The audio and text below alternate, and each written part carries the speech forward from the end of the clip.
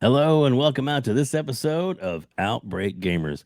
If you can't tell, I'm pretty excited about today's episode. I have the one and only Lord Cognito. Sir, welcome so much to being here today, man. I'm so happy to have you here. Yo, Lord WebDave, I'm in the realm of Outbreak Gamers.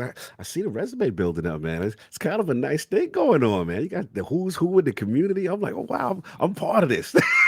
Of course you are. Oh my goodness, a big part, and it's Thank you, greatly brother. appreciated.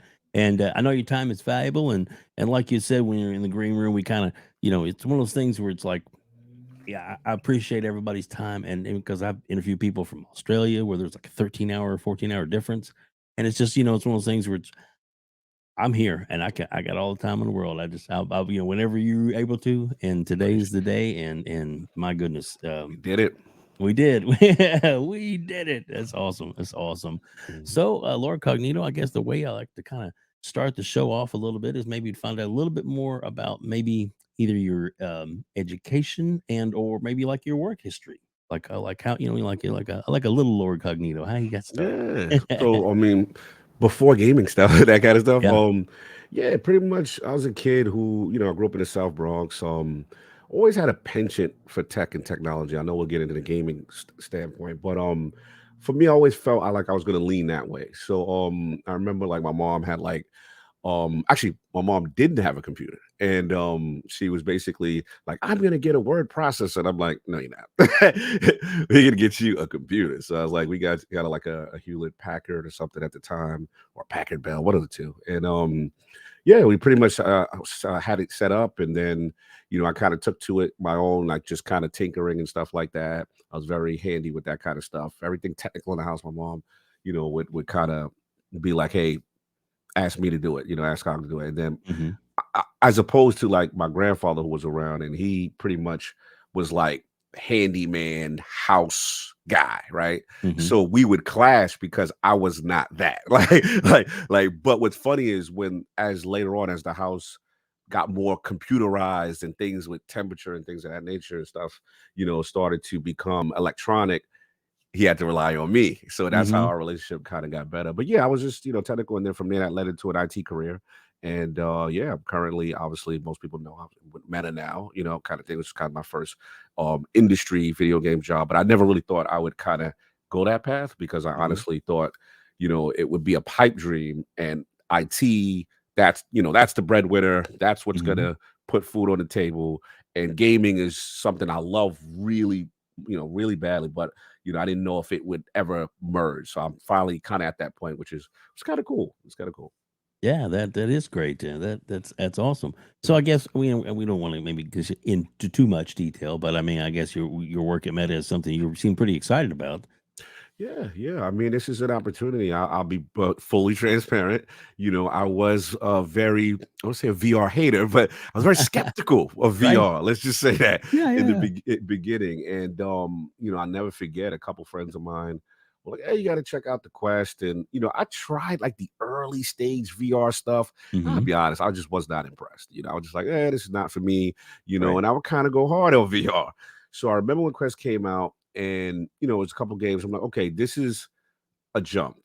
And then I think for me, and I got a shout out to my man, the great Bill Stillwell. Hmm. He was the one that said you need to try a game called Demio, and I'm like, all right, let me see what this is about. And I became hooked. And basically, it's like turn based Dungeons and Dragons 4-player co-op, but it is Mm. like you move the pieces on the board like a chessboard kind of thing. Mm. It's interactive. There's levels of dungeons. There's bosses. It's so well done, and to the point where I'm like, that was the first time I'm like, I don't know if I'm going to enjoy this as much in a 2D space, in the standard gaming space, as opposed to the VR. So yeah, I've been with Meta. I'm working on kind of like their integrity stuff, and yeah, just kind of getting my feet wet, hit the ground running. Very very busy, Oh but yeah. yeah, it's great experience for me just to see behind the scenes in general. How things work, and so many things that gamers even that I wasn't privy to. I think I understand things, and there's so Right. many different complexities behind the scene. But yeah, that's kind of Uh, where I'm at now. that's awesome. That's awesome. I mean, it's nice too. That it seems like you said, you were kind of a skeptic or not really, yeah, into that kind of thing. And I'll be honest, my son has had a couple of those over the years, and he's like, "Dad, try them out," and he get in here, I'd watch him do it, and that's cool. And then I try and do it, and it's like, you know, Yeah, that's the other thing, right? Yeah, yeah, yeah, yeah, yeah, yeah, yeah. Sometimes absolutely. he gets a little, Motion sickness, depends on yeah, I guess the absolutely. frame rate or whatever. But that's cool though. So because now you're able to. I mean, not that I don't. I wouldn't say you're totally VR. I mean, you still love traditional gaming, That's my right? heart. So That's my yeah. heart. So, but I mean, that's cool that it's that the job you have now has opened you up to that. So Yes, yes. that's Big, cool. That's cool. big time. So, I guess let's since we were kind of talking gaming, let's start off on I guess go to how you got into gaming in general. I mean, was it the PC or was it arcades or what started off your first gaming experience and Correct. to where you got to now? Yeah, great question. I mean, yeah, man, I'm an older gamer. I got some mileage on me. You see the hat, I see the Atari, baby. You already know. Look, man, all credit due to my dad because my mom grew up. Like I said, I grew up in the South Bronx. My mom, super religious, super strict, and I was, kind of rebellious. And my mom and dad were separated. So when I had visitation rights with my dad, he would be like, I'm taking you away from all that. I'm going to show you the arcades, And I remember not only did he show me arcades at the time, which were mind blowing for a kid, because you go into these, these stores that dimly lit and the reflection of the screen and the noises and the sounds and you put the people putting the quarter up and gathering around a machine was just amazing. Like it's sensory overload for a kid. So you're just like, wow, what is this? And then basically the storekeepers and the shop owners, you get to kind of track, which games they would bring in. And then you had your favorite little stores. Okay, this one, they would Hmm. have this in New York City where I'm from. And I remember he took me, we had a big one. It was like 42nd Street near Times Square. Wow. And man, this thing was huge, right? And shout out to the kids who used to cut school to go to this place, and the truancy cops used to get y'all. But not that Funny. I know about any of that stuff, No, but no, no. but I will say, like as a kid, I was just blown away. And the thing I always tell people that don't understand the arcade era or not from it is just that like that was our next gen. Like, Yeah. that was our next gen because before it came to the console, right? Hmm. Console market wasn't as advanced yet. You saw the cutting edge things, So, you started small, the Pac-Mans and, Miss Pac-Mans. And it just, I remember being enthralled by Sega games. And Hmm. that's my love for Sega started because I remember like it was yesterday. I'm like, what is this game that has like this big red bike that you physically get on and you're Hmm. doing the turning and stuff like Yeah. that? And it was Hang On. It was Hang On. And it was again, remember sensory overload, the lights, the sounds. I even remember the beat, like the music to I'd walk up to it and be like, doom, doom, doom, doom, doom, doom. I was like, yo, what is the bass was just rocking. I was like, what is this? Shout out to Yu Suzuki. So yeah, Hmm. and I got on and I I'd be so into it when I'd go home. This is why my love of game music started because I'd be so into it. I couldn't wait to go back. I'd remember the stage music. I'd hum the music. That's how into these games were. So shout out Yeah. to Dad. He took me to a lot of these arcades. And That's then awesome. the last thing I'll say is that he's super responsible because he had a ColecoVision. And like I said, him and my mom are separated. But when he eventually, before he left New York for good, Hmm. he gave me his that was like my first console. So he gave me his Nice. ColecoVision with like a ton of games. Needless to say, my mother was not happy, but I didn't care. He's like Yeah. Yeah. Yeah. he's like this is mine. So it was Yeah. what it was. But yeah, that was generally my foundation, big time. That's awesome, man. That's awesome. And I guess, from there, I mean, obviously gaming's been a big part of your life. Would say today it is a big part of or at least your hobby, your side mission as it were. And like I said, I mean we're going to get into it in a little bit of, about, what you've we'll basically call it the empire you've built. And it's awesome. But I guess from there, your gaming. I guess you get into some of the other consoles? How to like as you started to grow up, maybe make your own money, Mhm. make your own purchases. Maybe your mom was or wasn't in on it, or what Yeah, you know. she wasn't helping. She wasn't helping the I mission, got you. man. I got you. Yeah, man. So again, I told you like the arcades. I had the Hmm. Coleco, and then from there, I would like beg her, like, "Yo, can you get me a Nintendo or a Sega?" And she Yeah. was like, "Nope, not in this house." Super religious, not Sure. about Sure. that. So what ended up happening is, like I said, Cog went through his rebellious stage, Uh and I would, just go to the arcades and do stuff on my own, and I would go to friends' house, and then obviously, King is fam, say, huh. Uh well, huh. King David, and he was a huge outlet for me, and he pretty much had everything. But before me and him really started getting close, I had to back up one step. Sure. What happened was, again, the arcades kind of fueled it. So I remember I told you, Hang On, and then the big one was Shinobi, which is my namesake is kind of based from Shinobi. Lord Cognito is kind of like a play on Shinobi, ninja stealth, Yeah. invisible, that kind of thing. Incognito. Lord Exact Cognito. Incognito, the ninjas low, like that. Remember, Yeah. this is the 80s, the ninja craze, Yes. was going on, the karate movies and all that stuff we used to do. So, what ends up happening is, that really starts to manifest itself. And then my mom wouldn't get me it, but even though my dad left, he was like, okay, I'll get you a console. And it was the Master System. So the Sega Master System was my first console, so to speak. And then it still wasn't my own money. I remember the one that my own money was Genesis. That one I remember. Yeah. But Master System was like my first kind of mine because Coleco was given to me, and Hmm. then like a hand me down, so to speak, as opposed to. But Master System really it was impressive for its time. Oh yeah. All my friends had Nintendo, and granted, like this is of the era where we didn't necessarily console war at that time. It was kind of like you had that, I have this. Come check it out. Come over. Let me see. That kind of thing. Hmm. So yeah, I was a huge Sega kid. Huge. Like again, Master System, Hang On, the Shinobis and stuff like that. I did learn very quickly the difference between an arcade game and a console port at a young age, and young Cog was disgusted.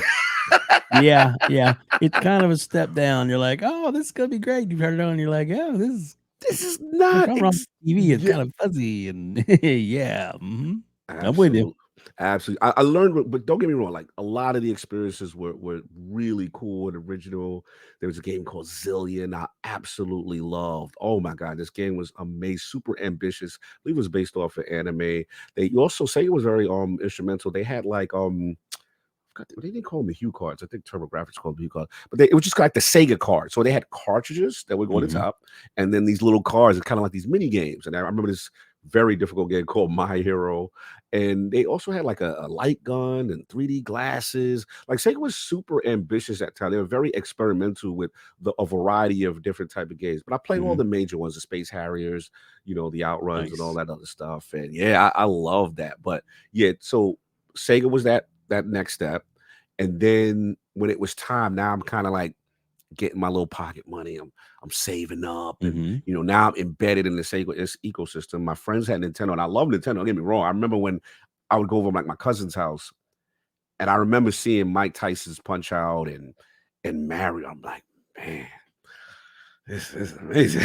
I don't Yeah. got this. Like that was the first time I Mhm. felt FOMO a little bit. And say, guys, like, man, these Nintendo games are kind of amazing, and everybody had it. Like I was kind of the minority in that sense. Like everyone, Nintendo was super popular. Everyone had it, but I still love my Sega. And I Oh, yeah. remember there was a commercial. It was like a little kid, and it's very dark, and it was very deep voice. I think I found the original Genesis commercial. I found it on YouTube, and I was like, "Yo, what's that?" And then you see the sprites, which is big and massive, 16-bit, 16-bit graphics, and then I'm like, Yeah. "What is this?" I started really getting high. I'm like, "So this is the new, Sega kind of thing?" And yeah, Altered Beast, Golden Axe, Last Battle, Revenge of Shinobi. Like it was mind blowing because you've seen the jump, you've seen it, and I was like, I must have this. I don't care how much I gotta save. I don't care what I gotta do. So I just did it, man. And I just put that money away and I got it. And yeah, Sega Genesis, what a console. That is a extremely important console to me. I can go on for days about Genesis, so you gotta stop me. Yeah, no, but I agree with everything you just said on that because it was a great console with great games, and it really was almost a yin and yang with the Nintendo and Sega. Even though some people are like, "Oh, I played Nintendo, I played Sega," but I can't. Looking back, I can't see a gaming world without them both Yes, because absolutely. because of the base that they had and people that played them, you know, we wouldn't have gaming today if it wasn't for those two consoles and putting out the content that it did and the growth that they had. Um, Absolutely. Absolutely. yeah, Mhm. and we wouldn't have Sony if it wasn't for Nintendo. But that's a different story. Very true. Very true. The man doing his history. Yeah, absolutely. Yeah, Mhm. goodness. So you talked about your cousin. Yes. I guess he seemed to foster some more gaming for you. Let's get into that a little bit. Yeah, shout out to King David, man. Like I owe Mhm. so much to him. Sov, as most of you know, or don't know, I mean, I actually went to school with Sov. Like I've known Sov since the third grade. Wow, So we've been in every class together since the third grade, like that's almost all the awesome. way up. Yeah, he was always like the smartest kid. He was just very cool. And he actually didn't live that far from me. So I remember when I had math system, and he was like, "Hey, you should get." I was like, I had math system. He was like, "What should I get?" And I was, in my Sega bag, like, "You should get math system. We should get Double Dragon. It's two players. We can play." Yeah. kind of thing. So we just had this great friendship. So again, King's family, and then he was going through some stuff, some personal stuff, but then he kind of like started hanging out of the projects and then coming over to where I'm at. Hmm. So we got way closer during that period. I would say right around the 16-bit era is when we really started to be like, Starsky and Hutch. Like we were Yeah. inseparable. So what happens now is, he's older, so he's getting money, and he's basically like, hey, you know, I'm gonna buy, these game systems. And I'm like, all right, I'm gonna go check them out. Since you Yeah. got it, right? So basically, King was like next gen for me before stuff came out. And Hmm. he knew about the Japanese import scene. That's something I had no idea. New York was big for this at the time. Like there were these places, whether it be in Chinatown, downtown, sometimes Brooklyn, New York, where they were importers, and basically whatever, like for example, the Super Famicom at the time, right? Hmm. Because now I'm in the Genesis era. I'm super pumped about Genesis, sports game, everything Genesis is amazing.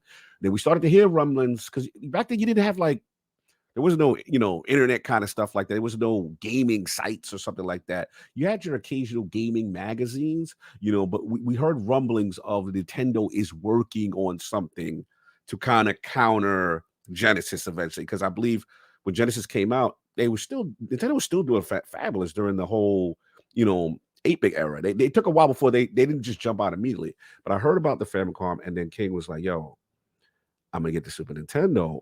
I have it, and I'm like, oh wait, it's out, and this is before American release because at the time, the Japanese consoles, they would come out. America wouldn't get them till like a year later, Hmm. so they would kind of resonate in the Japanese market. King would get it at the time of release in the Japanese market, right? Nice. Have it here in the States. Learn. This man was learning Japanese sometimes, like just the text, the font, just to try to play and get through menus sometimes. Yeah. Yeah. It was really he was super ambitious. And I remember I never forget, he's like, "Yo, Cog, I got the Super Famicom. You gotta come, you gotta see the new Nintendo." So I'm like, a little bit of fanboy. Let me see what they do. All right. Yeah. Yeah. Yeah. And I never forget this. I come over, and like the first game he shows me is Pilot Wings. Now, mind you, Yes. at the time, you know, Sega is 2D mostly. You know what I'm saying? Mhm. So, I mean, yeah, they had the 3D stuff, but I remember it was called Mode 7. This was the technology they were talking about. Yep.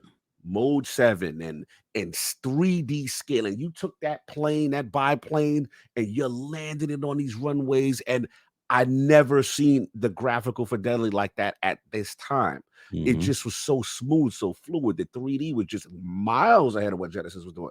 I was just like, "Oh, what else you got?" And then Yeah, obviously yeah. show Super Mario, phenomenal. I'm like, "Okay, cool." Mhm. But surprisingly, the game that really blew my mind the most was this game called F-Zero. Yeah. And I was just like, it I don't I'm gonna assume it's not 60 frames at that time, but it was moving in 3D faster than I've ever seen a game move at that time. It was Oh, lit yeah. Oh, it was so good, so good. Very competitive kind of racing game. And yeah, he had that. And I think the last one that showcased the talents of the system that really impressed me, I think he had a game called ActRaiser. Mm. And I had that one too, love it. oh yeah, ActRaiser. And you know what blew me away, Dave? It was the sound chip. It almost felt orchestra level sound coming out of the Super Nintendo, and I'm just like, Yeah. "Yo, this." I could hear the distinct quality, and, I was blown away, and then I came home, and I said, "Okay, how I'm gonna get this?"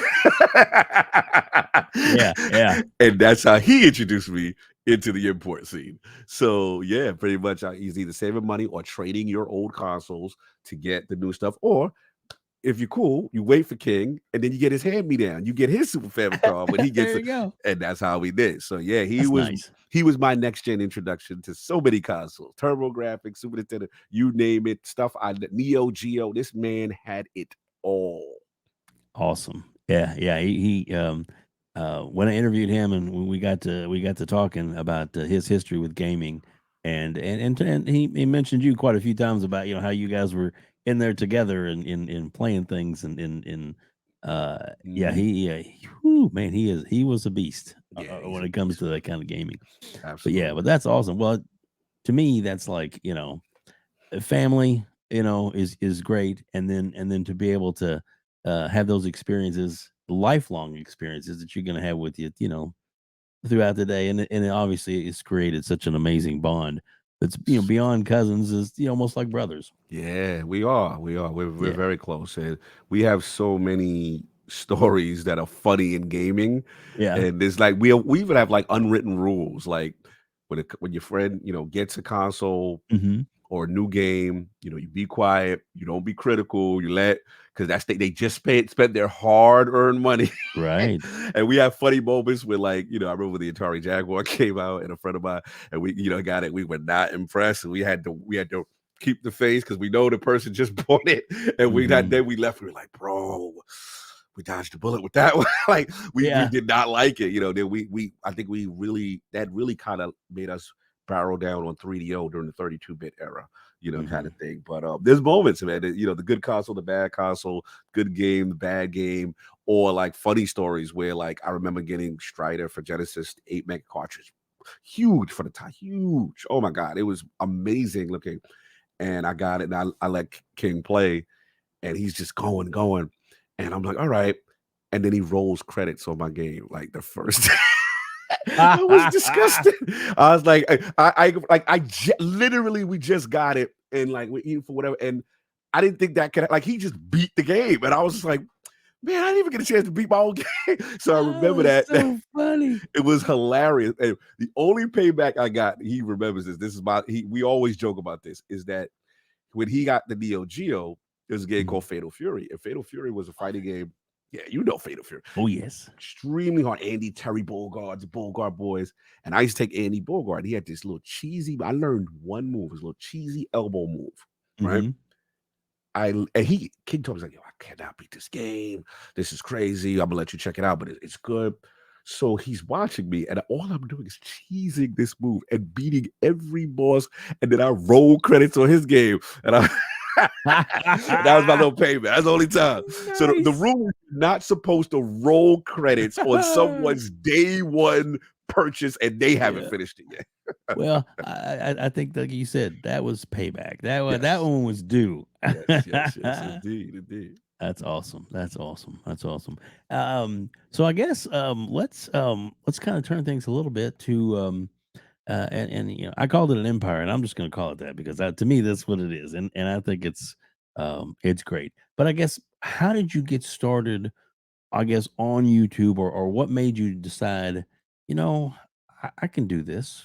You know, how did that come about? Because obviously it's built to a nice little dynasty now and continuing to grow.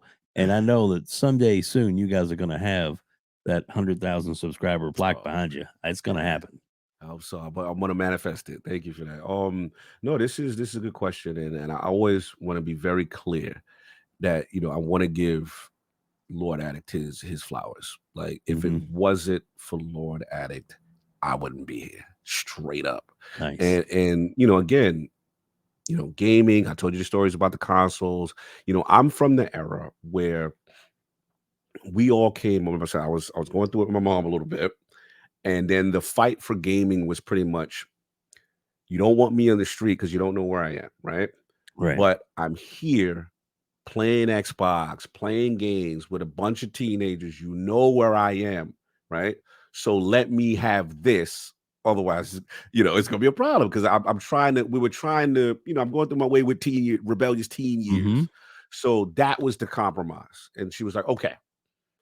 And obviously, it is Nice. nice. We get competitive, it gets loud, but for the most part, she let me have that. Now, mind you, I have people for the suburbs coming over my house every Saturday, like 12, 13 kids piled up, noise, tournaments, the whole bit, Halo 4 TVs, you know what I mean? System link, it's going down. We Awesome. I have such an appreciation for my mother now. Let's just say that. She did Yeah. a lot, right? But that was myself. So anyway, now we fast forward to where we are as far as your question. So now we get older, right? So everyone's kind of split up. People get married, people move. Hmm. We don't get a chance to game together anymore. The Saturdays at Cog's house kind of slows down. So now we're on Xbox Live, right? A lot. I'm like, yo, this is cool. I was a beta alpha tester. I'm like, you guys got to try this. This is like us in the house all the Saturdays.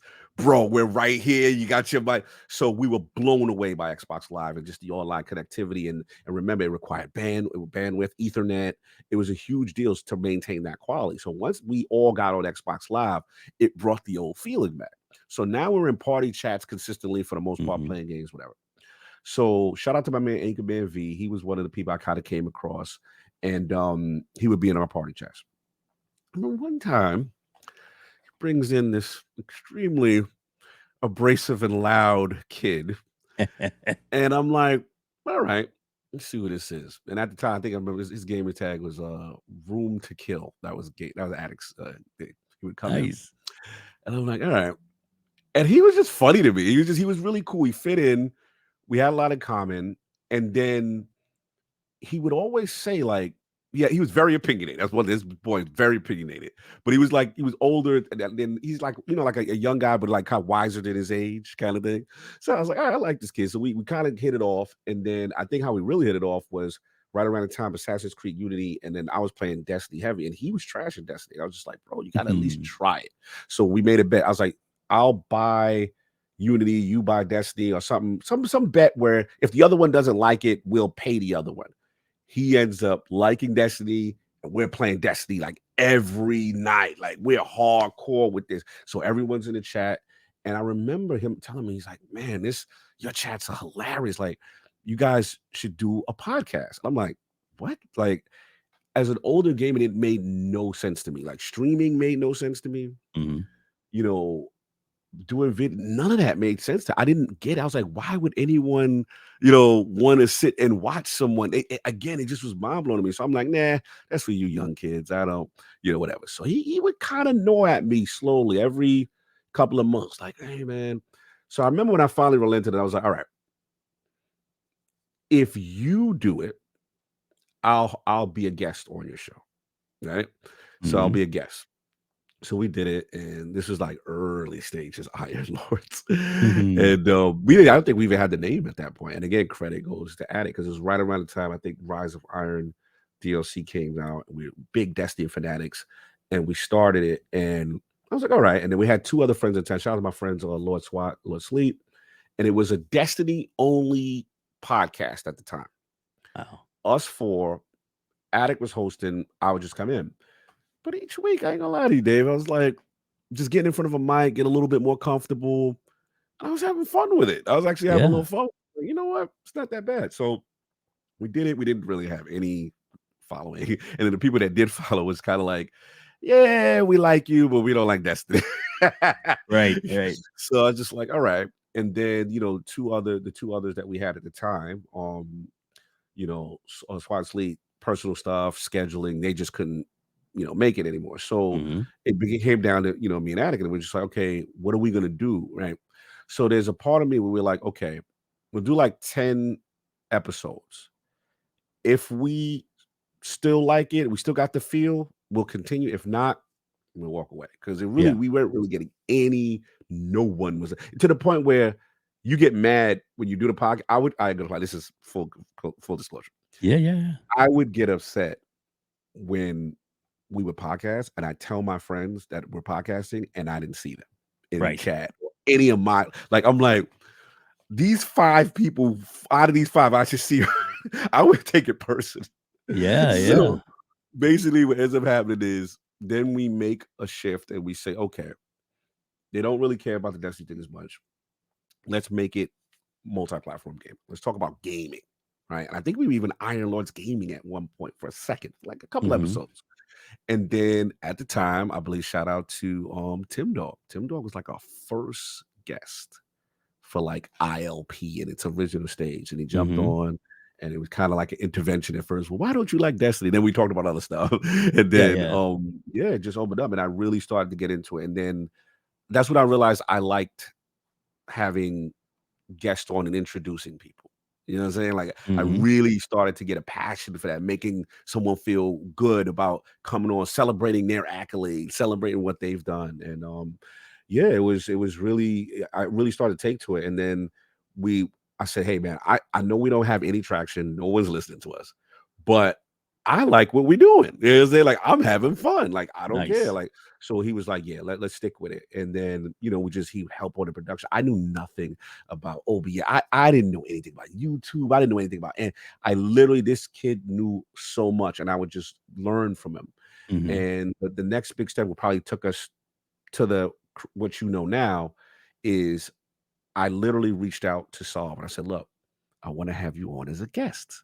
Solve and King were guests on ILP. If you go through the Wow. history book. So I introduced Solve like I would do, like, this is my guy. And I'm doing the whole, at the no, my intros at the time weren't really illustrious. It's kind of simpler, but I would kind of roll out the red carpet. And Mhm. I could tell Solve had a good time. The chemistry was there, just like how it was from back in the day.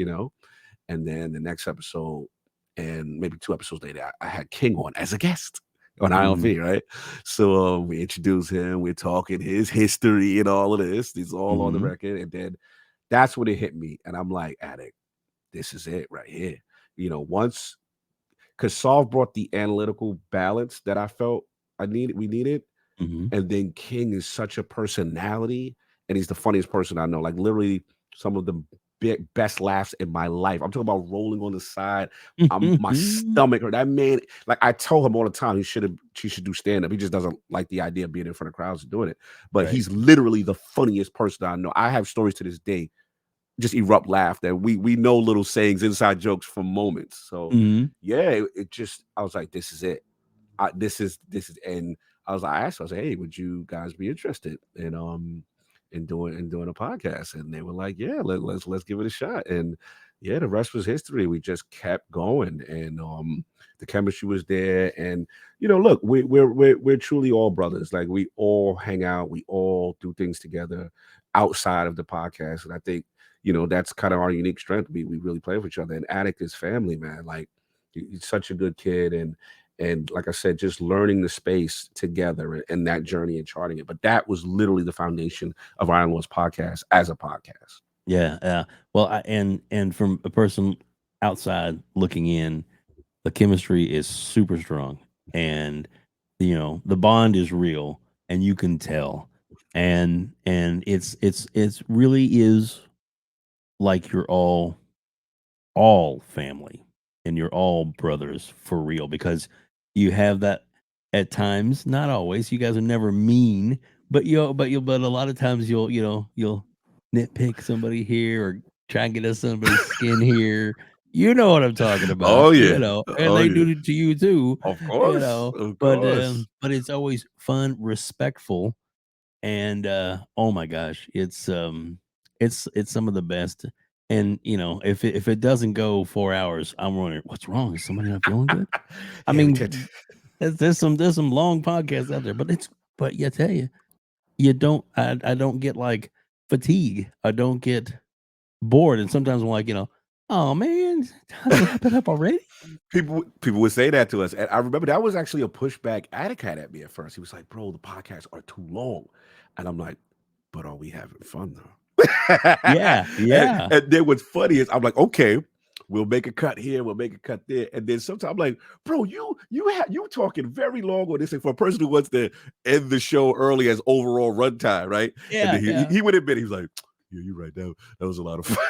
Because it's like I come from the era. I don't like to when people are having fun. I don't like to stop it. yeah. And it's just sometimes we have our best discussions just organically that comes off a tangent, Hmm. and then it just blows up into something. And I mean, I remember that's how like Bend the Knee started. Like we would just like, okay, if you feel that strongly that this is going to happen in the industry, you need to put something on conviction wise, and if you're wrong, we're going to embarrass you. And we all put ourselves to the test on this, and it's just Yeah. some of the funniest things that would just happen as a result of our little banter and going at each other and stuff like that. And I love that because I think sometimes it's easy to get into an echo chamber, and I like that we all have strong personalities, we Hmm. all don't agree on the same thing, we keep it respectful, but it's cool to see. And then other times I've been wrong and I had to be like, you know what, Attic on King and Solve, they were right on that one, right? I Hmm. got that one wrong. And of course, if I'm right, I got to remind them and let Exactly, exactly, them exactly. know. Oh, but don't forget this. Yeah. Are you There in you play? go. Yeah, exactly. Wait. I got this episode back here. I clicked out for you. Oh Oh, wait, Solve yeah. is ruthless. Oh Is my he? dog. When he's right, you are going to hear it. Same thing when we do the Game Award predictions, how it's going to go. This man just completely dominates. And then I remember one of his greatest moments is when he got King on. It was a bend the knee bet they did. I Hmm. forgot what the subject was. Solve was so petty. He to make people remember, he recorded what he said and the prediction, like it was Yeah. like 50 episodes prior, Uh-huh. and then replayed it and made us listen to. I was like, oh my god, live on the air. I'm like, Yeah. this guy, he's amazing. No, that's so funny. That's so funny. And sometimes when King comes up with his little I guess his monarchies to where like he's even got like I don't know where you're sitting there and then there's a coffee mug with one of his little sayings on it or something he's just made. He's like sipping that coffee mug, just making sure you see it. And Oh yeah, oh that's yeah. He awesome. man is a master marketer, master. Oh, but we owe so much to him as far as our growth for sure. Yeah, well, it's like I said, the combination, um, I don't think you could have gone out and just auditioned and found people to do this. It had to be organic, and because it was organic, it's real, and that's what and I'll tell everybody now, even though we're still going to be talking some more, but if you haven't listened to the Iron Lords podcast, their description in the description below on everything, which is going to be on iTunes, Spotify, iHeartRadio, and this YouTube channel as well. There's going to be a link. You want to click that link. You want to subscribe to the channel. You want to hit the bell icon so you do not miss an episode. Now, when I say it's 4 hours long and you think, oh, I haven't got time for that, you don't have to just sit and chew it all up at once. Or you can, and they have a really nice after it airs. There's a nice little where you can skip to chapters if you just want certain subjects.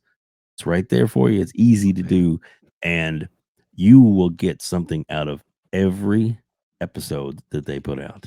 And that is not a lie. That is not hype or hyperbole. Um, it's a very impressive show format, and I recommend it to anybody who wants to know about gaming and the current state of gaming today to listen to the Iron Lords. Oh, thank Much you, brother. respect, sir. Much love. Thank you. No, it meant a lot. It meant a lot. And I think, one thing I do want to say that I didn't get a chance. I know the Hmm. chemistry, the fun, the banter, but one of the missions, I'll give myself a little credit because I usually give everyone else the credit. But I think for me, one thing that I said, which is a little bit of a pushback in the beginning when I was like, look, when we in our party chats, the Lord's talking amongst ourselves, we we could get lively. You know what I Yeah, mean? yeah, And the yeah. language could fly, and we get crazy sometimes.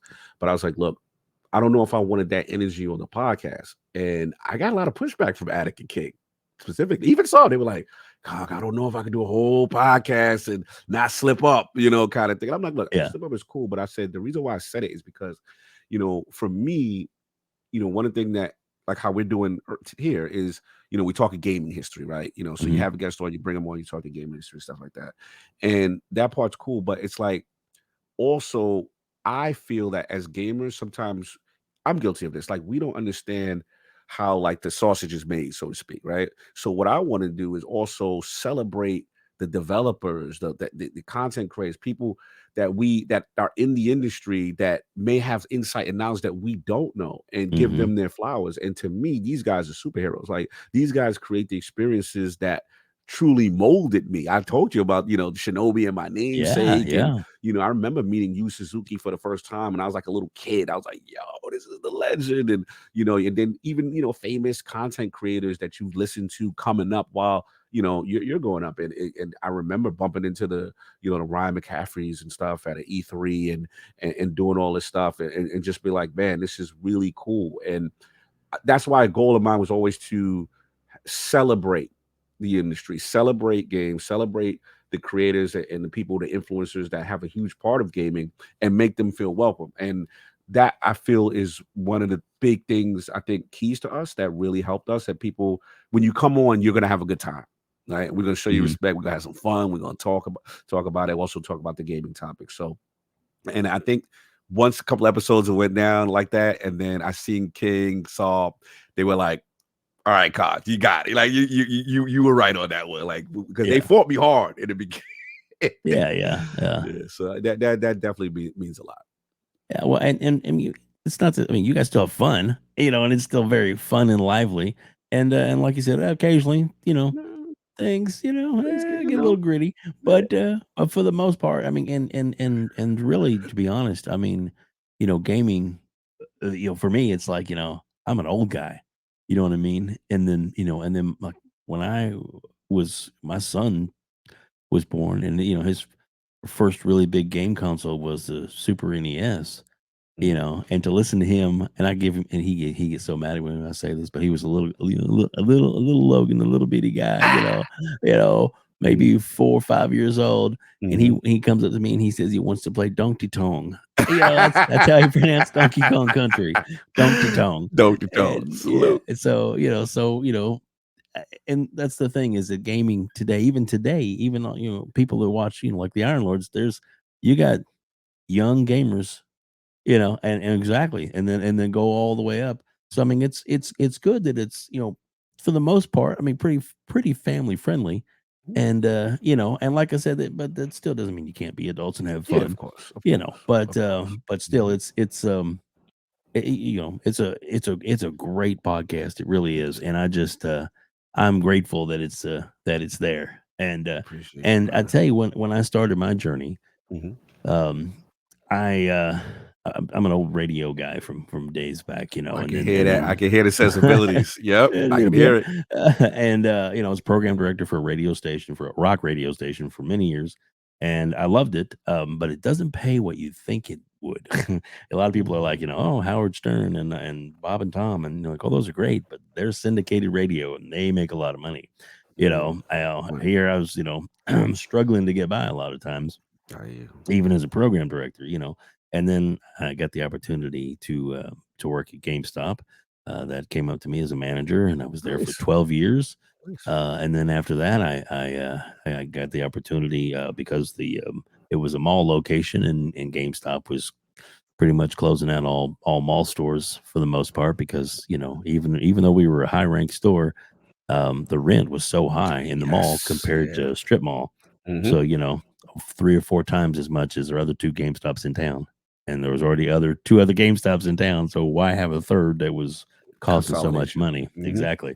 So, and the closest store, I guess, for me was about an hour away that I could have transferred to, but at this time, you know, 50s, almost 50s, and I'm like, I don't want to move and uplift and Yeah. girls. Let's go something different. And I got a very lucky Mhm. position at U.S. Bank. Nice. So enjoying that to this day. Um, Now I'm working home.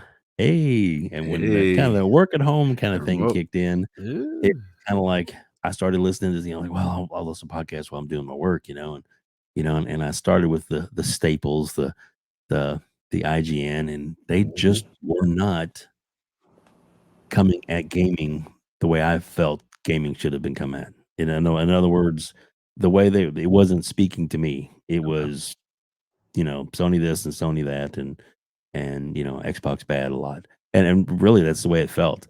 And then I started searching around and I came across Mr. Boomstick. Ah, the man, Mr. Man. And there to me that was the big thing. And from him, he has guests and he'd have on, he'd have somebody, he'd have like King David on. I was like, who's this guy?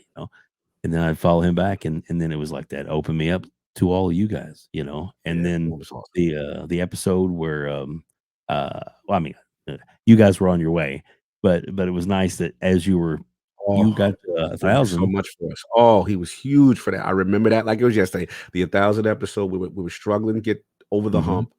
And Boom, I listen, man, that's my brother. Like Boom is a legit friend. Like I have his number. We speak, and Nice. I'll never forget. He was like, man, brother, your podcast is so good. Like this doesn't make any sense to me. We're getting you over 1,000. I'm like, for whatever. I mean, if it happens, it happens. Of course, I want it, but Right. it just was a slow grind. It just took us a Yeah. longer time to get over that hump. And I'll never forget it. He rallied the troops. He was like, I'm gonna have you guys on the show, we're gonna make it happen. And I'm just like, boy, and it was one of the most fun episodes. And he kind of introduced us to his audience. And Mhm. I always forget that. I'll never forget that. It's very selfless, and that's one thing about him. That's why I said, once you hit me up, I'm like, that's a go. I was like, anything associated with Boom, that's my man. You know what I'm saying? So I already Yeah. know the company he keeps is gonna be good people. You know what I'm saying? So I was like, oh, Web Day, we gonna rock. I already know Well, I what it is. appreciate that, man. I Yeah, appreciate that, yeah. absolutely. So yeah, Well, so he kinda set me on my path because yeah. he was like, "Hey," because I talked about, because I was an old radio guy and, you know, I've got I can do this. Mhm. Hell, I've interviewed fucking rock stars and all kinds, Woo! so it's like, to Mhm. me, that was, I mean, literal rock Rock stars. stars. Yeah, Oh, when you're trying to corral an interview with, 2 members of Motley Crue on live radio and still keep it to where it can be airable, there you go. Let's just say I did that more that's a than skill once. set. That's a skill So, set, brother. That's a yeah. podcast. Listen, man, people don't Uh, realize hosting it. There's a oh, lot yeah. to it, right? And yeah, Yeah. I give you tremendous credit for that. But that was the fun all day, so that's why I thought, I like this kinda thing, but all these amazing people like yourself, and I mean that, members of the community are so, I guess, not just powerful, but I mean, I wanted to know more about like you and how you got started. And that's why this whole interview is happening today. It's because there's so many great people out there that like I respected your opinion. I liked where you were talking about, but I wanted to know a little more about you, like how did he get to these opinions and how did Yes. to me it gives you more weight that people can see, not necessarily behind the curtain, but it's just enough to know, man, okay, this guy gets it because he's lived it. He's Absolutely. lived gaming. He's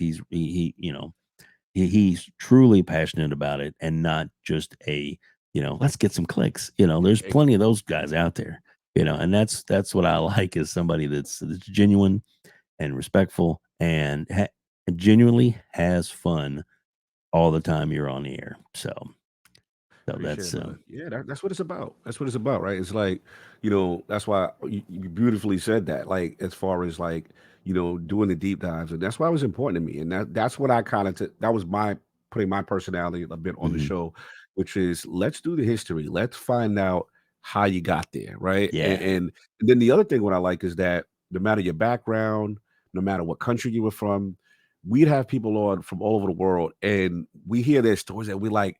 it's so crazy because at that time when you're coming up in gaming, you think you're in this pocket, like only you're doing this, right? And then you see the similar stories or even the struggles of people who really had to go out their way to really game and to play game. I remember we had Mad Mhm. Mods gaming on. He was telling me stories like they really the arcade scene wasn't really the same, and in some countries like just getting consoles was like very difficult. And even like some of your the bigger personality, just hearing specific games. Sometimes you hit those like obscure games. You're like, oh, I remember that. Like that was Mhm. great. Like I love stuff like that. It sparks conversation. And also I love the dynamic that we have Attic because he's younger.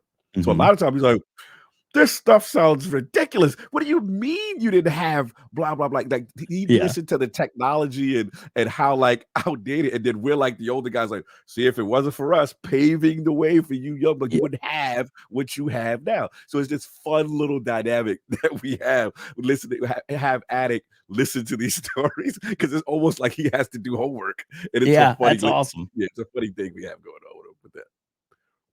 And like I said, being that he is younger, and it kind of reminds me of my son in the sense that there's a lot. It's like this is where he started. Like was the Super NES and all that. And to me, it was you know I remember actually seeing a Pong machine Ooh. in an arcade for the first time.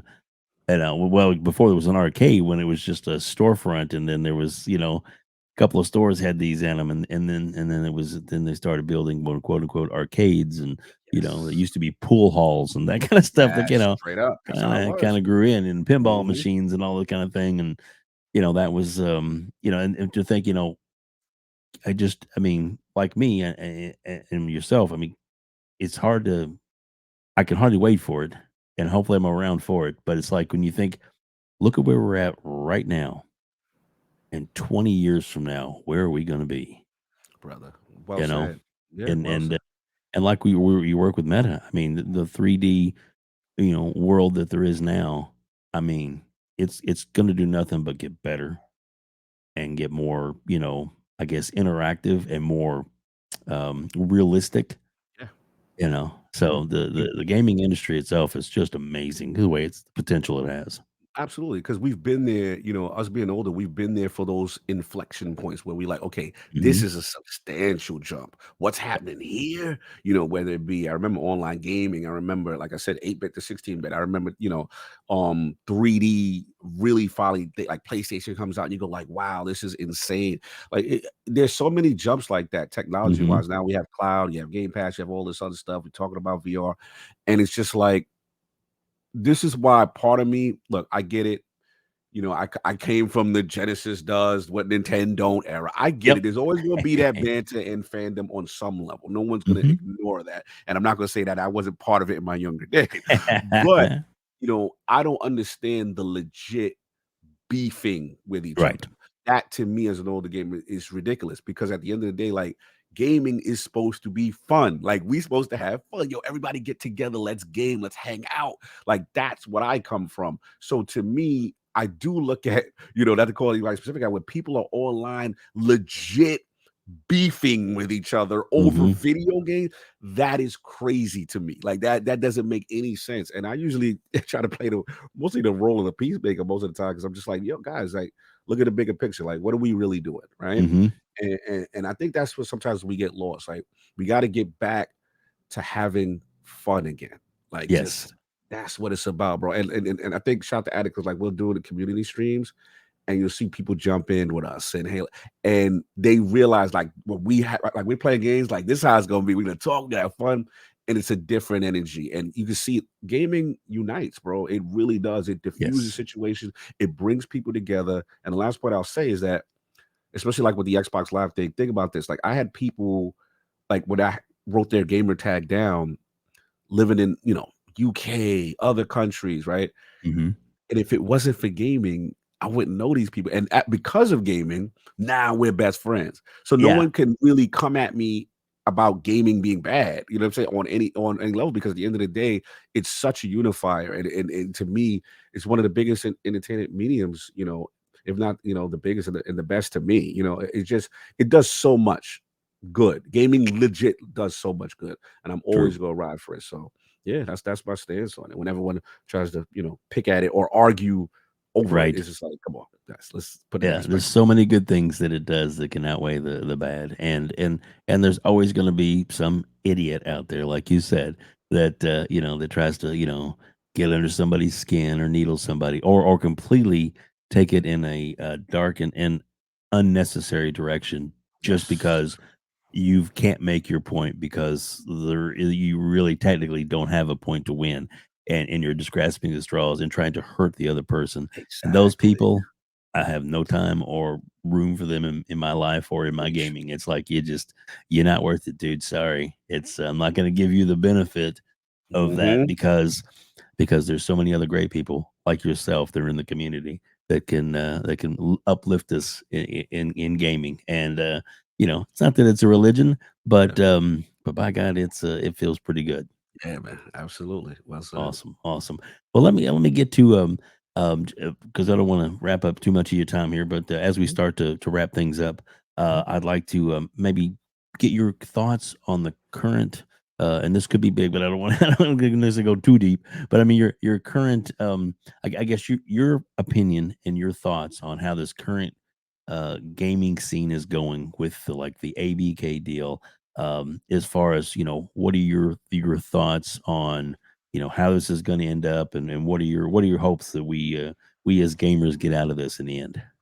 I think, for me, full transparency, I remember when Microsoft, first announced they were going to acquire Activision Blizzard King. And, first, obviously, the first major thought comes to your mind is, wow, Call of Duty, is that potentially going to be exclusive to Xbox platforms? I think that was my initial thought, right?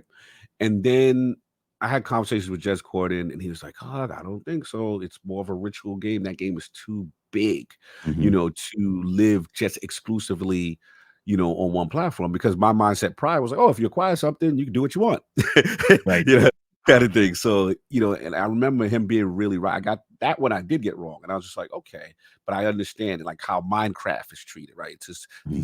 this big ritual game that already exists on other platforms, and to rip that away would be a huge shift in the balance of power, so to speak. So now as it's going forward, and obviously we know the deal got blocked, right, by the FTC. Now we're all where we are.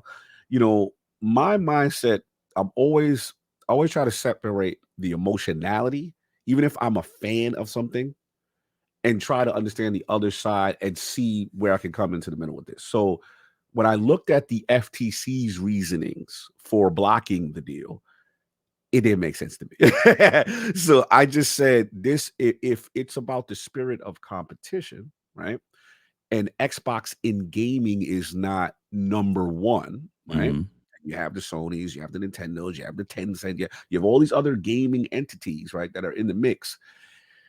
My mindset was, if you acquire Activision Blizzard King, then that will now make the scene more competitive, more closer knit, right? And then kind of force the others to, step up their game in reference to multiplayer efforts and so on and so forth. And the way I look at it is, look, Microsoft has reinvented themselves as far as the Game Pass and subscription model. So when I see that, they have created a new lane. So it's like a nascent market. This is a new market, so to speak, that they are pioneering. So to cut off a new market before it's born, to me, makes, or to thwart that, makes no sense to me. Now, if Right. in fairness, if Microsoft keeps buying publishers the size of Activision Blizzard King, then yes, in fairness, the regulators should come in and say, hey, you had this, you had that. Hmm. Like, I can understand there's limits, right? And I can Right. understand even due diligence with this deal, making sure there's no funny business. I get that. But to the letter of the law, and this is the last point that I think people really lose sight of, and it is the Hmm. human side, the employee side. You know, Yes. I remember vividly prior to acquisition, the horror stories coming out of Activision Blizzard King, right? The horror stories of someone lost their life. I remember, that, abuse, misogyny, a whole bunch of stuff going on. And on top of that, you know, my pure gaming sensibilities, like, underneath that banner of Activision is High Moon Studios. I'm a huge Transformers fan. I remember that studio making some of the best Transformers games ever. I think it was Fall of Mhm. Cybertron, War of Cybertron. Those are my favorite G1 level with the purity, like the Peter Cullen, Mhm. the cartoons that I grew up on. I'm like, Yeah. oh, this person has the essence of the game. And then they got folded up into kind of the Call of Duty assembly line. And I Yep. remember Vicarious Visions. They got folded up into, so everything became make Call of Duty yearly, no matter what, which then, in my opinion, led to certain conditions, maybe contributed to certain conditions. So, yeah, I'll just say that I think the human side is being lost. That if they are not acquired, I tell people who are against the deal, and I Mm. always ask them this in fairness, not saying woe is me, that there's not that they're going to die right now. Right. But we have to admit the conditions were not strong and good and were on decline at Activision Blizzard King underneath specific leadership. Robert, Right. you know who. Mhm. So what's the alternative? If they're not acquired, right? And Right. Mark's right. So what happens to unionization? What happens to these efforts to stop? Like, what are we really doing here? So I think if we take our green jersey and our blue jersey off, right? Yep. And me and you are from the era that Right. Midway doesn't exist anymore. Acclaim doesn't, you know what I mean? Like Mhm. big companies in the arcade scene that were mammoths that looked undefeated. We're from the era where things can go away. Sega as a console manufacturer, right? Mhm. That's all I say is what is the alternative? You know what I mean? If they don't get acquired and you see this spot and these franchises eventually go away and these companies go away. That's why I'm always going to be a little bit pro acquisition, in this case. And I think the long-winded answer to your question No, no, it's is pretty much I think the deal will go through. I think that what we realizing, not to get too political, there's a lot of grandstanding against big tech right now. yep. And I think that Microsoft right now they've made it very clear they're going to fight this all the way to the top for Supreme Court if necessary. And I think their arguments are sound. And the last point also in reference to that, I thought Brazil's assessment was perfect. Yes. I'm like, Nintendo, how can Sony say, and look, I get it. So there's not ripping Sony. I get it. You're your stakeholders. They make so much revenue for Call of Duty just existing on the platform. So Yep. it's imperative for them to keep the status quo. They're looking to block the deal regardless. Right. I get it. I understand the mindset, right? My thing is, you can't say that you cannot exist without Call of Duty on your platform as a company. It will be the detriment of gamers when Nintendo, one of the biggest and most dominant forces in this gen with the Yep. Nintendo Switch, does not have Call of Duty on the platform, right? Yep. So how are they surviving, so to speak? So that's why, again, I get it. It's a lot of the gamesmanship and the political posturing and stuff like that behind the scenes. And I think if you look at it, just reason, objectivity, sound logic, Mhm. the deal goes through. And Microsoft was even making concessions to say, hey, we'll put it on Nintendo platforms. We'll put Yep. it on about platforms that never existed. So I think it will go down. It may, who knows? It may happen a little sooner than I thought because Microsoft is not making it easy for the FTC right now. Mm-mm. They're like, hey, you're going to have to prove all this stuff. We're not helping. And I don't know if there's much of a case there now for them. So we'll see. Maybe by the end of the year, maybe the latest time of 2024. But I do see it. I still see it going through. Yeah, me too. I agree with everything you said. It seems to me like they're closer to being finished than we think. And I think once a few, I guess, dominoes fall into place, not just fall over, but fall, like Tetris falls into place, then it's going to clear the board, and it's going to be like they can't really stop it, and it's time to wrap this up, and Mhm. and then I can hardly wait for the day for Phil to be sitting around a table, and we're all as gamers going to be glued to whoever's airing it or watching it or putting it on, Mhm. even if it's just the direct stream of them with Activision Blizzard King sitting around with all the heads going, Oh, yeah. "Hey, Hey, that guess hasn't been what part of this the means family. for you now." Yeah, I exactly. Go ahead. I do want to say one thing that I did forget, and I wanted to say it to you because I think you would appreciate this in the sense that, again, being an older gamer, right? And I tell this Mhm. to people all the time. Again, if the mindset is competition, right? What's more consumer friendly than being having the option to pick up a $70 game in a service like a Game Pass, right? Exactly. And think about us at our age back in the day Oh, during the man. Nintendo and Genesis. I remember, listen, bro, those cartridges, some of them were 70, 80 bucks. 100 You know, bucks, some cartridge of 'em. prices Yeah. were extremely high back in the Mhm. day sometimes. And especially if you had a battery in it. Remember that? The Yes. battery save was a big thing.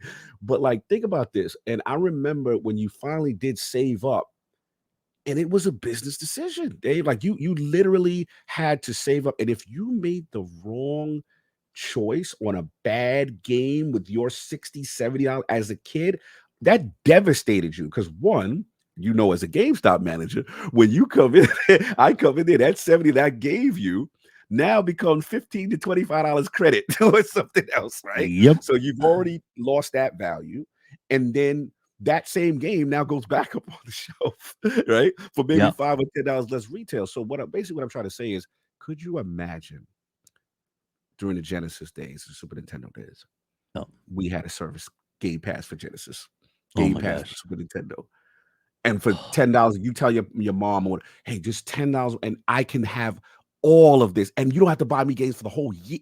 Parents would go absolutely yes, yes. And Yes, exactly. that's the Yeah. thing. And Yeah. that's why I try to, from the consumer standpoint, it is a no-brainer. More people are gonna have the platform and on a service, and Sony doesn't lose anything. They're not getting it ripped off their platform. You can still, if you wanna stay on the Sony ecosystem, you can still purchase it at $67 and nothing changes. And that's the thing. I just try to speak from an objective standpoint, why the deal should go through, in my opinion. Yeah, I agree with everything you said, everything. And you were talking about the competition line. I think Satya said it best. Here we go. So if this is about competition, let us have competition. You know, Oh, he got the bars ready. he did. I did. Yeah, he had to. Okay. Woo! Woo! Yeah. And he was right. Yeah. The the the reason I think Sony fights it so hard is that they don't really. I mean, COD is exclusive. We'll offer them 10 years. We'll offer them 10 years on their service. If they don't want it on their service, they don't want it in Game Pass day and date. Period. For just what you said, because if it's in Game Pass day and date, to where there's people that don't have the money to spend the $70, that's money that they're not going to get because people can go to Game Pass for less and enjoy the same product day and date. Now there'll still be the diehard people out there. They're Mhm. hardcore Sony players that are, okay, cool. I'm living down the hill, and they'll spend that $70 to. But there's going to be a considerable downslide, and Sony knows it. They know that that's their Achilles heel right now because they don't want to go day and date in their No, no. service. Mhm. To them, it Absolutely. doesn't make sense. It doesn't make financial sense because they're raking in the money. And like this last time proved it, this last Call of Duty made them a crap ton of money. And that's so they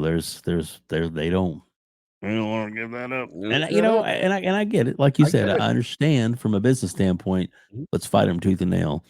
Mhm. Some of their arguments, though, were kind of disappointing. you You you know you what I'm don't talking about. you don't feel those were sound arguments? You didn't feel Oh those my were non-biased? god. I was with them until they said everything. I'm just kidding. Because really, there was everything they were throwing at. I was like, but you do that, and you just did that, and you have 10 times more exclusives than everybody else, and you're like, we're making exclusive. It's gonna hurt us. Okay, cool. Well, all right, we'll make it exclusive to your console as soon as you make Final Fantasy.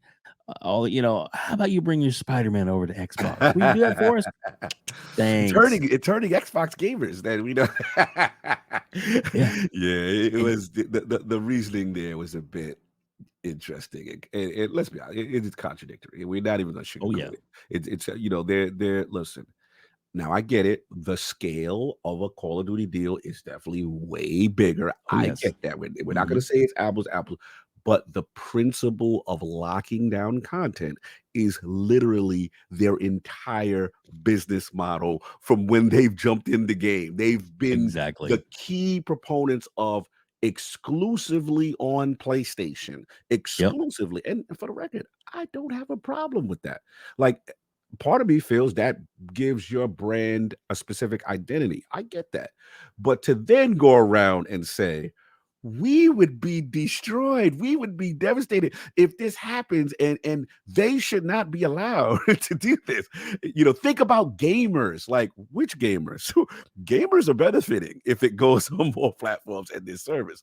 So yeah, it's just the funny part about all of this is you get to see the dirt kind of throw. And then, in fairness, Microsoft's been kind of petty too. Like, Yep. oh, Yep. Call of Duty is just an average game. Yeah, it ain't nothing. It ain't no big deal. But I think that they had to do that too because of what Sony's stance was. Like, okay. Well, if that's the case, then nah, it ain't that big a deal. Well, it's so much not a big a deal. We get to everybody. True indeed. True indeed. Fun stuff. Sorry, dry throat. Nah, you good. You good. Right to go take a drink of water real quick. No, Right go now, for it. Go for it. No, go for it, brother. Trust me, podcasting, man, this is what we do. You got to get that. I got mine's ready. I got my Vans ready. There you go. Got to hydrate, as it were. Gotta hydrate, brother. Well, let's as we start to wrap this up, I'm gonna ask you one more question, if you don't mind, Absolutely. and that's it's going to be what game are you? And it can be more than one because everybody gives me more than one. What game are you looking most forward to coming out in the future? A game that's been announced but not released. What's your big game coming up? All right. So this year, it's all about God Howard, man. It's all about that Starfield. I'm a guy who loves sci-fi. Then, the people forget, like, when Todd leads a project, whether it be, from the Morrowind days, I remember that from back in the day. But like, I remember Oblivion was a game I was like, wow, this is massive in scale. This is a game that is changing the way games are played. Having a law system, just being able to go anywhere, and anything you do, and factions, and it was just mind blowing. And then Skyrim to me is just the pinnacle, of Western RPGs, and Bethesda's done that. Those are zeitgeist games. When those games come out, you live in these worlds. You see how many times Skyrim is sold and resold, a couple of times. So it's rare to have Todd come out and lead a project as well as being a new project. So you got the sci-fi aspect, you got the factions, you got the dialogue system, and then I'm a huge Mass Effect. I heard you have like a crew with you, so it's super ambitious, this game. And then they talk about procedural generation. I almost get a little No Man's Sky-y feel. Right. Not that the game is going to be like that, but just Right. some aspects of it. Having procedural generated planets in this massive, the Great Frontier. So I'm excited. I'm really pumped to see what this game does. Nothing really gets me more excited than when to see like a Bethesda mainline get back to their roots. And so that would probably be one. Two, I'm a huge Obsidian fan. So I think that was one of the bigger acquisitions that Microsoft went under the radar when they announced all the studios.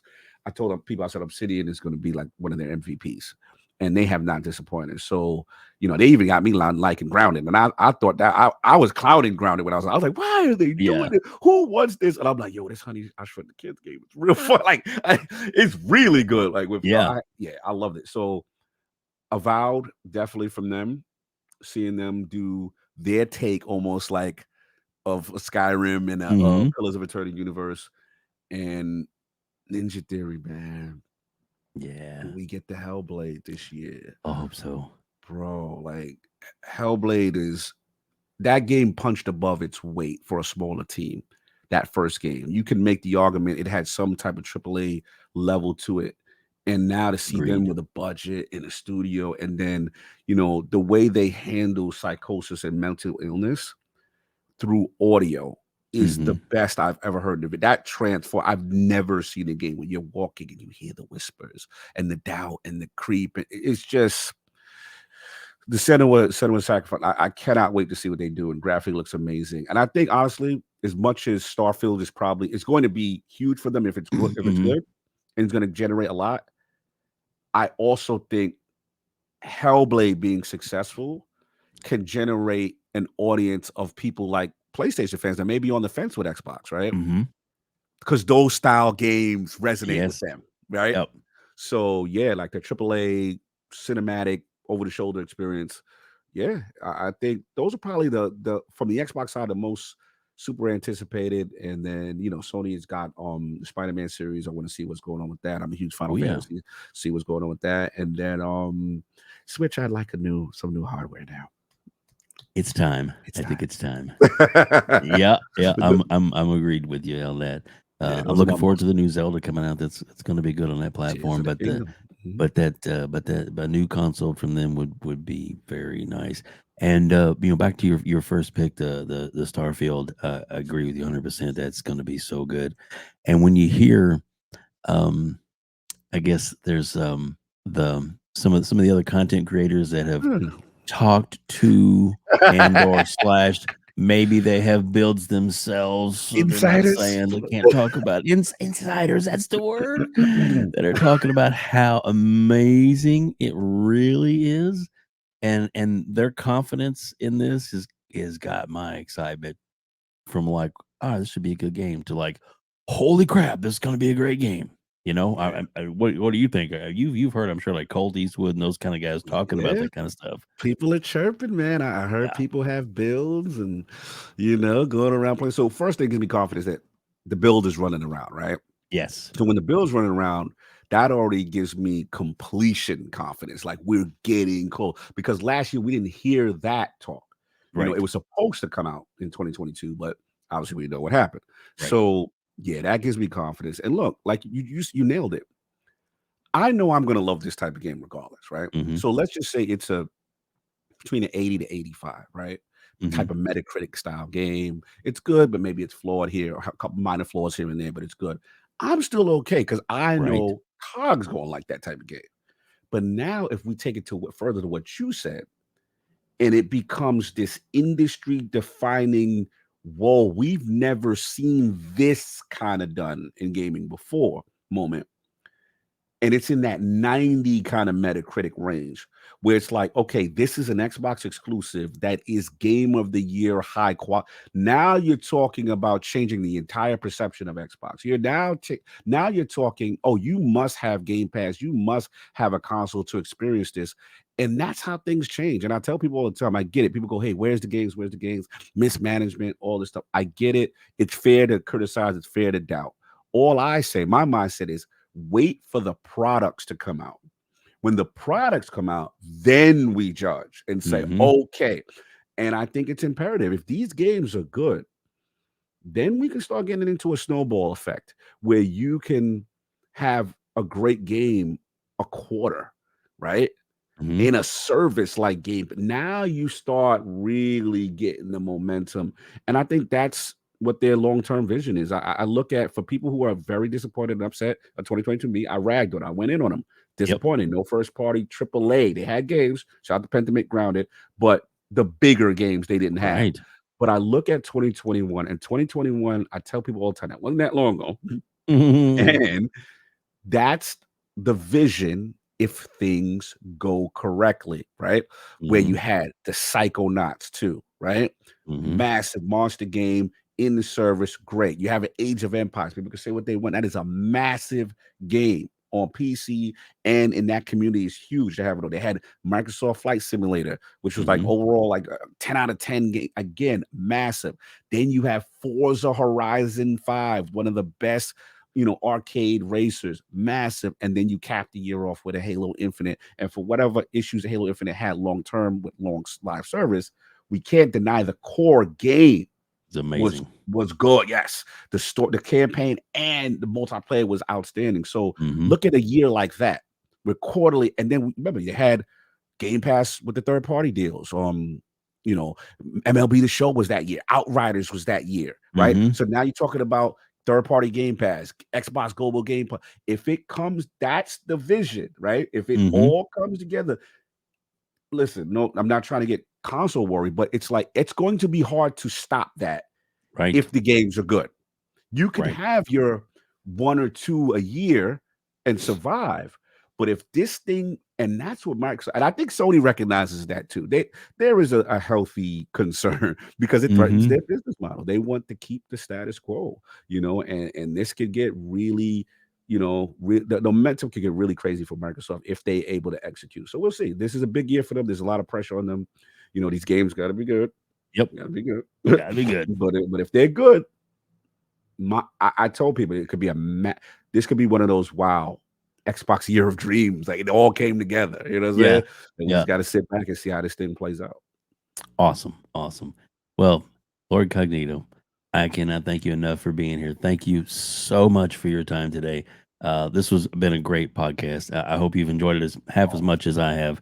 It's been great. And if you don't mind, tell the people where they can find you, where they can reach out to you. I'll have everything in the show notes and descriptions, but sometimes people like to hear that too. So if you don't mind, that would be awesome. Before I do that, shout out to WEBDAVE and Outbreak Gamers for having me. I got to thank you, man. I know we've been trying to get this done for a while. I appreciate your patience. This was a lot of fun, brother. I love the platform. I love what you're doing. Thank you. I want to give you your flowers. You know what I mean? And thank you, sir. what you're doing, brother. This is really well done, and I had a great time. As you can see, I can talk. Well, I love it. So I appreciate you, brother. Thank you for having me on Twitter. You can find me at Lord Cognito on Twitter. Every Sunday is the Lord's Day Iron Lords podcast. Sundays 1 p.m. Eastern on the Iron Lords podcast YouTube channel. The Realm returns. We're having our first episode of the year. We come back this Sunday, so that'll be good to talk to my brothers about gaming again. You catch me there. I also am the CEO of LordsOfGaming.net, and that is kind of our sister site, which is pretty much news, gaming information, reviews. We have tremendous talent, man, and pretty much what we kind of do is we give people an opportunity to try to get into the games industry and game journalism. We start them off slow. They actually send samples, and then we have our editorial team kind of review and stuff like that. And we've been very fortunate to have people think of us like, if sports analogy, like we're the farm system before you get to the big league. So if you want to get a start in the game, right? And you've got passion, you still got to pass certain tests and thresholds of quality. But we'll try to get you in there. And I'm really proud of what we're doing, and from a journalistic standpoint. So go check that out. That's LordsOfGaming.net. And I also do an Xbox centric podcast called Defining Duke. So my man Mr. Matty plays and the Last Stand Media crew. That usually goes up on Last Stand Media YouTube as well as their Patreon. If you want the episodes early, we've been having a good fun there with the chemistry with Matty. And then for my Destiny people who know me from way back, loving this one game that I can't shake and I'm addicted to. It is shout out to my man Ebontis, shout out to Ty Guy Travis. I do a podcast called The Last Word, and that's generally on Thursdays on Ebontis' channel at this point. But for those who know me for Destiny, who want to just talk Destiny, I'm still doing it. I'm still in the grind. So and again, Dave, thank you so much, brother. This was a lot of fun, man. Really enjoyed it. Thank you, sir. I like I said, greatly appreciate it. I guarantee this is going to be a highly watched episode, and all accolades to you, your entire team, the crew you've assembled, and like I said, that day will come when there's that 100,000, 200,000 million subscribers to your channel, because it's that good. And it really is. Sir, thank you so much for your time, and thanks for everybody for being here at Outbreak Gamers.